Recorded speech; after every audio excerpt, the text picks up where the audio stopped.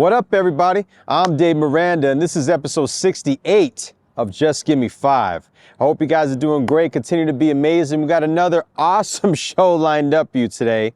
But first, here's a word from our sponsor. This episode is sponsored by Immaculate Pools. Immaculate Pools provides high-quality pool maintenance and equipment repairs at competitive prices. Weekly full-service pool cleaning starting at just $125 a month and includes all chemicals. All of their techs are knowledgeable, reliable, and have at least 15 years of experience in the field and are certified pool operators. So let the professionals handle the hard work so you can relax this summer. God knows we all need it, right? They're located in Gilbert and they service in the East Valley. So go ahead and give them a call at 480-527-9679 or go to www.immaculatepoolsaz.com. If you guys caught episode 67, you saw we had none other than the one and only legendary Cedric Ceballos. And let me tell you, man, I'm still geeked off that episode, you know what I'm saying? The fact that he was able to even do that. Shout out to my man Rasco for setting that up for us, you know. They worked together at the radio station and he was showing him his episode and he was like, oh, this is great. And then when he came to do the episode, I was thanking him and he was like, yeah, I saw a few of these and I was like, oh, this is a no-brainer, you know what I mean? That was cool, man. You know what I'm saying? That meant a lot. And man, the Warren G story, I really enjoyed the story about his the teacher, his special ed teacher. That story, you know, where he was like talking about how if he did good Monday to Thursday, he'd let him play basketball on Friday. You know what I'm saying? And that kind of like transpired into his career, you know, to get him the boost for hooping like that. So I thought that was amazing. And, you know, just a really, really good guy, man. You know, he's accomplished a lot, very humble gentleman. That was like I met him once before, but that was my first time actually like engaging like that with him. And super cool, man. So shout out to you, my brother. And make sure you guys watch episode 67. All right. But today's guest, now this one is a little extra special for me because not only is she an amazing singer, an amazing songwriter, a teacher, but she happens to be my aunt as well. We're going to talk about her early days in music, how she got started. We're also going to talk about a television career she had in Ohio. We're going to talk about Shine for the Future, Shining Star Band, and so much more. So ladies and gentlemen, without further ado, I present to you, Jodi Light. Hey y'all, I'm Jodi Light. I'm a singer, an agent, a hamster, sheep on the side, and all I'm saying is just give me 5.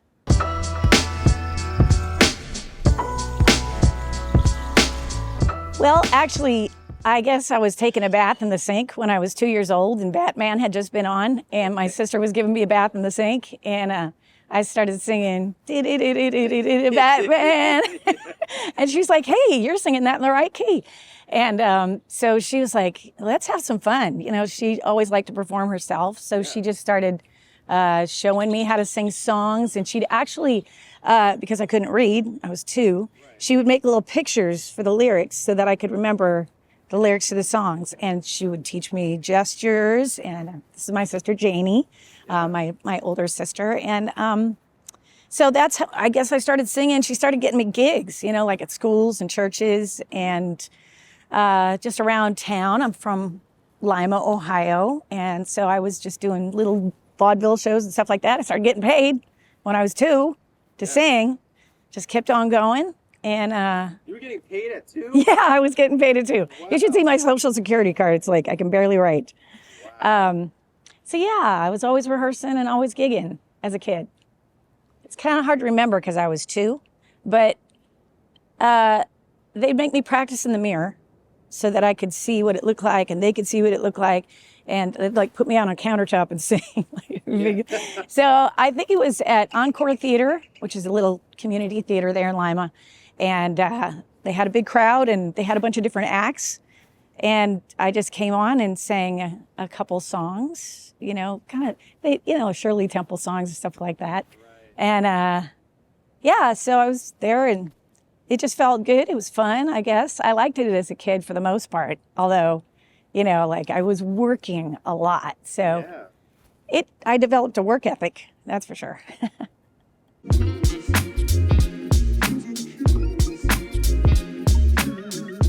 After I'd been performing as a wee little kid, I actually landed this spot on the Mike Douglas show, which back then that was like a really big deal. Mike Douglas was the voice of Prince Charming in the animated Cinderella movie. And so it was a big talk show at the time. And I guess I had flown out to Philadelphia to audition for some commercials and stuff. How old were you at this point? I was 5, I guess.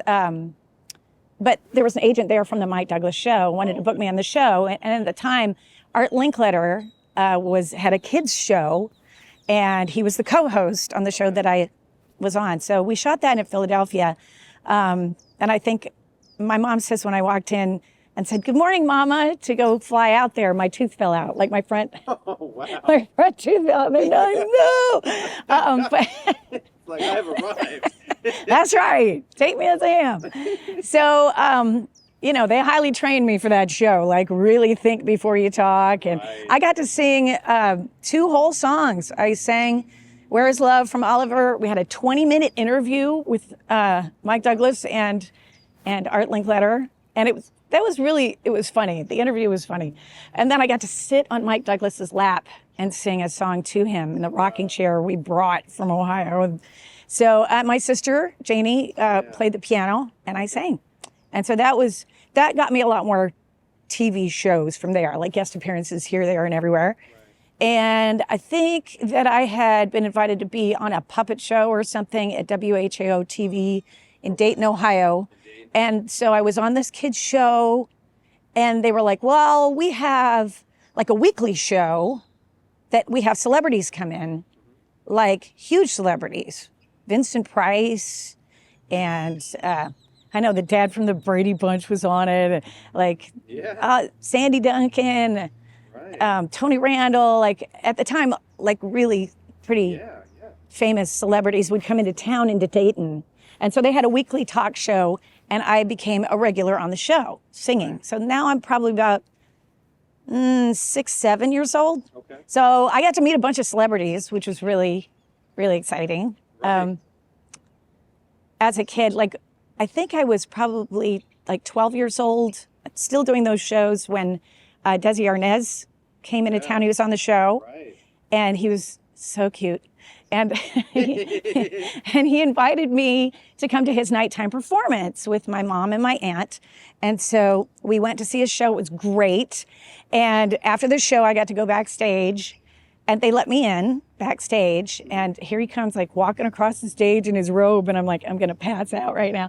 And so, and he says, "Hey, I'm so glad you could make it. There's somebody I really want you to meet." Yeah.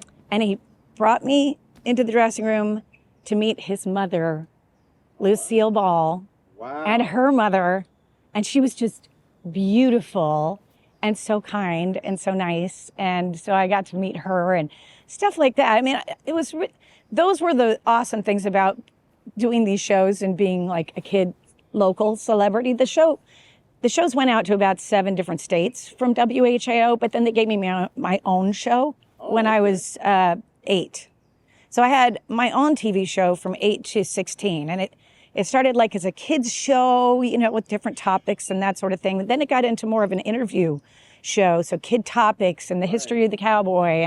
And we won many Emmys, actually, for the show. Wow. And so that whole time, we would do like 8 specials a year, something like that. Yeah.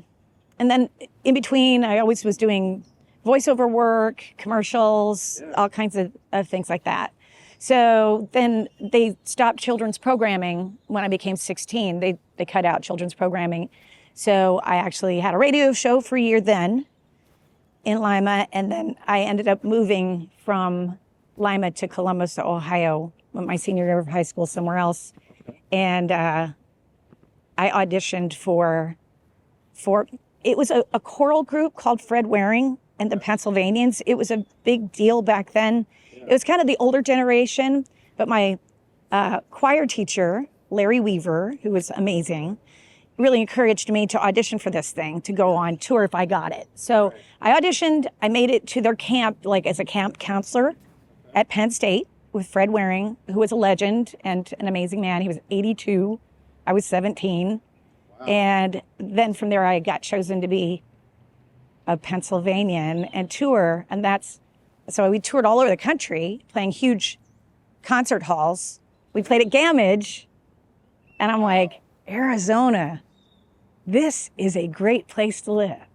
Because LA's closed, Vegas is closed, but it's just like beautiful here. And I'm like, man, if I ever want to go to college, I think I want to go to ASU. I want to move to Arizona.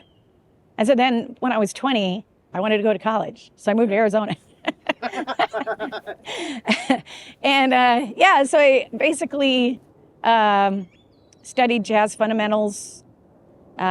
Huge shout out to Bob Ravenscroft, great teacher, Chuck Moronic, all those folks over at ASU.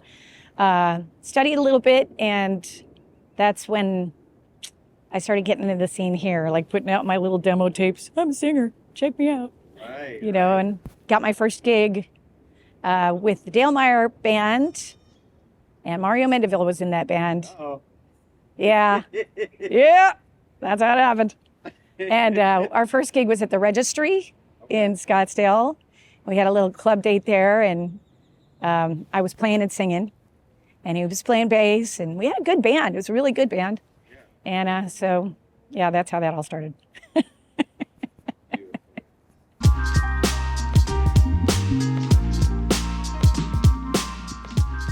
Shining Star Band. Well, actually, prior to that, there was another band called Straight from the Heart. Now, I'm going to back up a little bit further to where I kind of left off with meeting Mario, who is now my husband.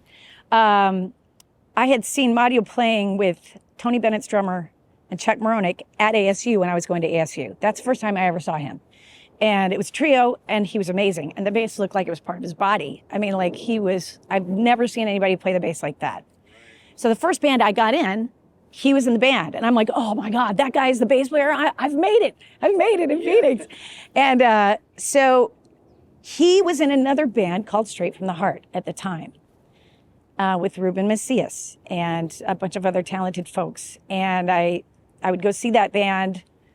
And I was gigging, with other people and stuff, but I always wanted to be in Straight from the Heart because, like, it was his band, and it was so cool, and it was R&B, and they were playing all the cool clubs, and so time went by. I would sit in and stuff like that. Richard Diaz was the singer, and he was awesome, and I love him, and very Luther Vandross, and Sir Vonduan. He was one of the other singers, and he was amazing, and so. Eventually, I did get the chance to be in Straight from the Heart.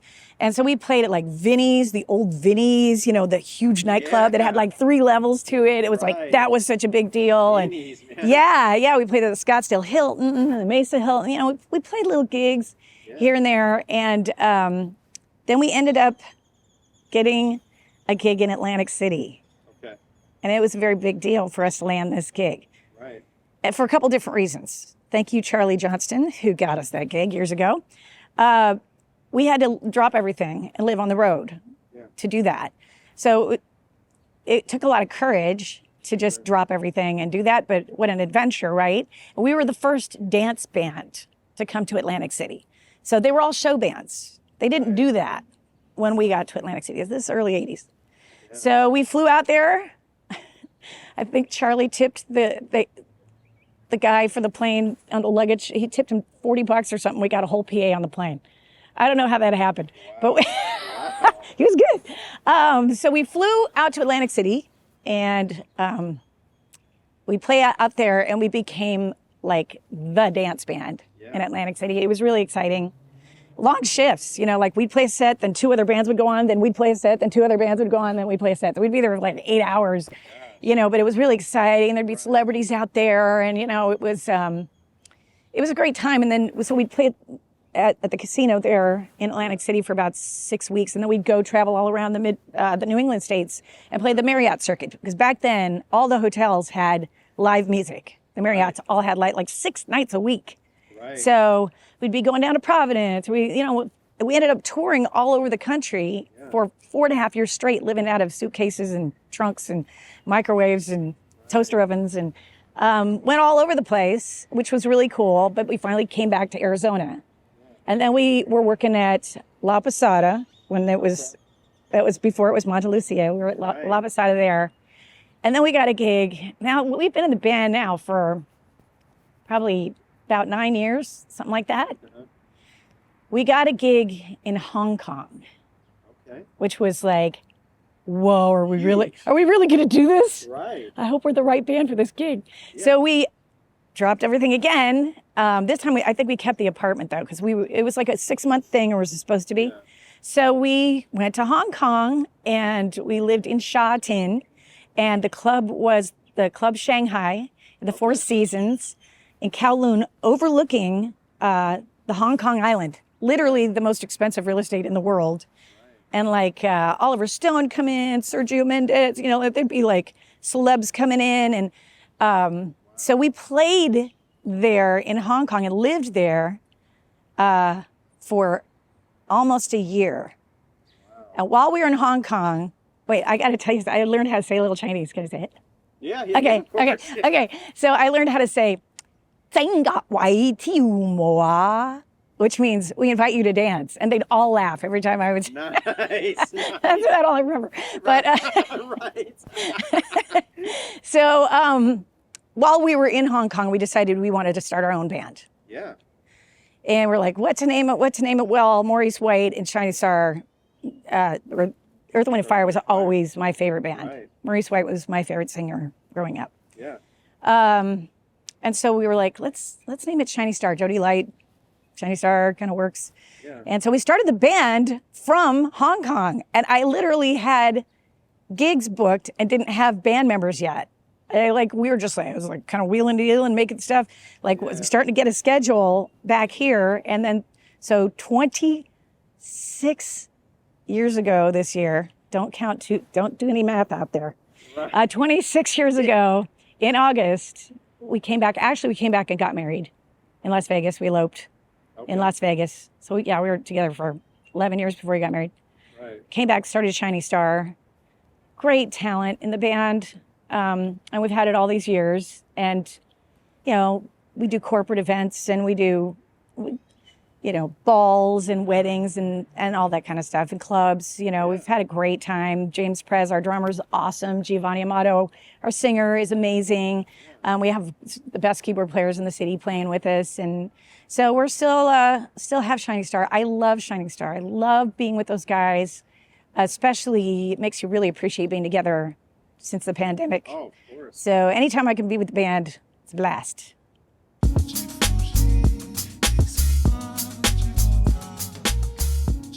Being a kid and being in show business my whole life didn't give me much of a chance to be a kid. Yeah, true. So when our daughter, Alex, went into the first grade, she was very, very shy. And they needed somebody to volunteer to help kids put on plays in the first grade because it helps them read. So I volunteered to do this because I thought if I was there to help make her a little less shy.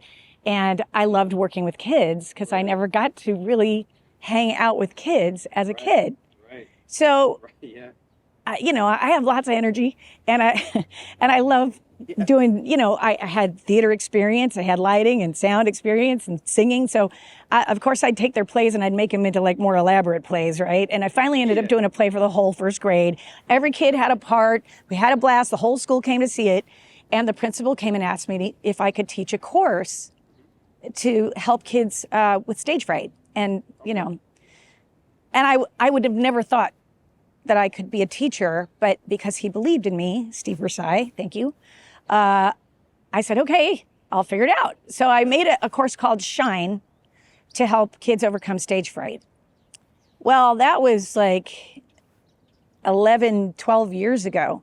And as time went on, the kids would perform live, but we'd learn all these tools of confidence. So confidence from the inside out, from the outside in, and as a team. So we'd work together because kids will do things as a team that they wouldn't do individually, but if they have that, because they do a group piece too. So that would help them feel secure enough to get up on their own and sing. So I noticed kids getting more addicted, I won't say addicted, but really fixated on their technology. And they weren't communicating with each other as much. Yeah. And their interactive and communicative skills were becoming less. And so we started doing more kind of social, emotional exercises in class, lifting each other up. I mean, literally the only wrong thing you could ever do in my class is to not say something nice about somebody. Like, it's like, if no one judged you, how high could you fly? That was what Shine was all about. And it turned out, I mean, it was amazing. I loved working with them. 11 years, and I had the top student return rate in all of Paradise Valley School District.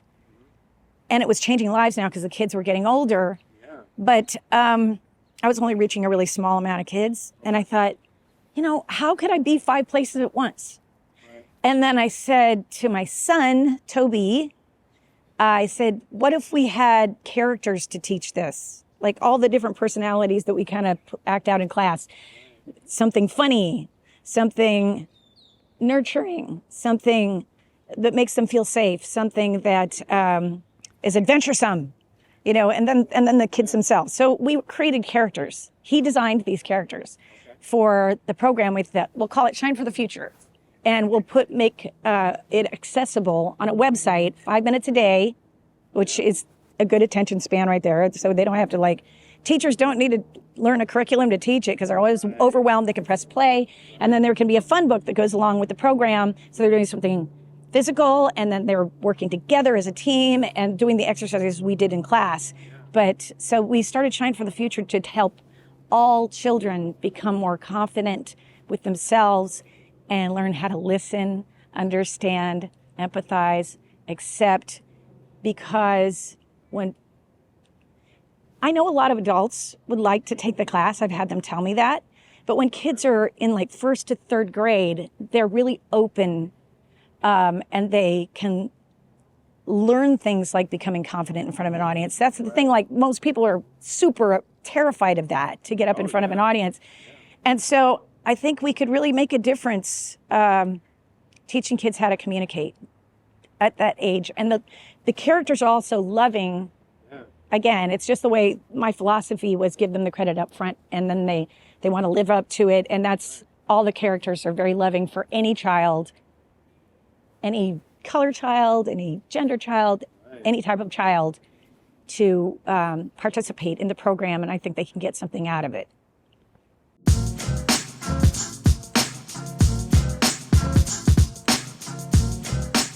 I love that question.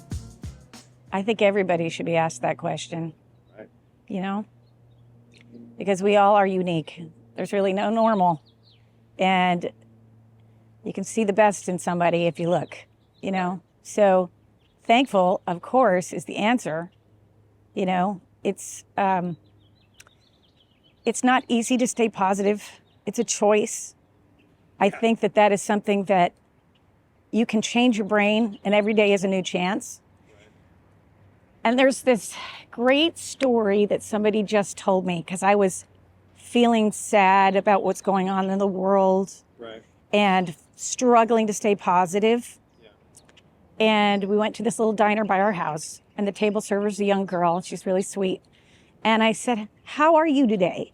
And she said, "I'm good, but I'm going to be better on Friday." And I said, "What's happening on Friday?" She says, "Well, I'm going to the zoo with my son, who's in kindergarten, and it's a special day because they're bringing their 6th grade buddies." I'm like, "Oh, I remember when my son had a 6th grade buddy, he really looked up to him." And then I said, "Then when your son gets to be in the 6th grade, then he's going to really help the kindergartner who he's a buddy too." And I said, "That's such a great program." She goes, "Yeah. And you know what? Their teacher has buckets on the wall with their names on the buckets. And if they say something nice to someone else or lift them up or do a nice thing, they get to put a sticker on their bucket." And I said, "That's a great teacher. And thank you so much for sharing that story with me." And I was with Mario, and I looked at him with tears in my eyes. I'm like, "Oh my God, she just filled my bucket." Right. And that's what we need to do for each other every day. Absolutely. So to answer your question, and you are so special and you are so loved, it feels very, very wonderful, and it's like God. Like, you know, when you feel loved and feel special, not like pedestal special, but just like you feel like you have a purpose on the planet. I think we all have a purpose on the planet, and I want to help kids know that, and that they are special and that they are loved.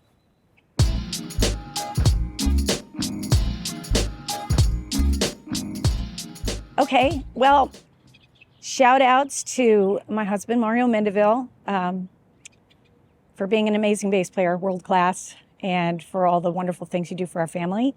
Shout out to Mr. Miranda, Jimmy. Thank you for this. And shout out to our daughter, Alex Mendeville, graduating from Scottsdale Community College in film with a 4.0 in May. So proud. To our son, Toby, who is in everything. He's an amazing comic, design artist, editor, writer, vocalist, performer. So proud of him.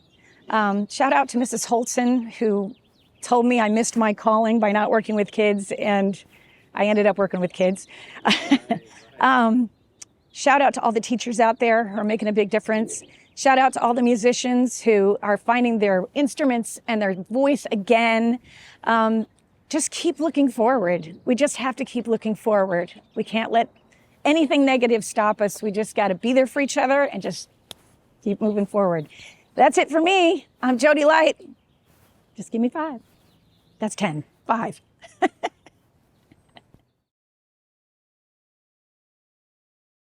And there you have it.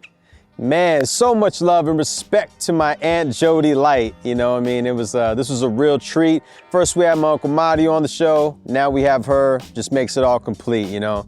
And I was happy that she was able to fit us in. She has a very, very busy schedule, and we were able to make this happen. So much love. I love you so much, and I wish you nothing but continued blessings with everything you got going on, okay? Make sure you guys are following her on social media. And shout out to my brother Jimmy Nelson on the camera. Make sure you guys subscribe to our YouTube channel. Tell a friend to tell a friend. All right. Well, I hope you guys enjoyed this episode. This was definitely a special one for me. And till next time, stay tuned, stay blessed, stay healthy, and just give me 5, y'all. Everything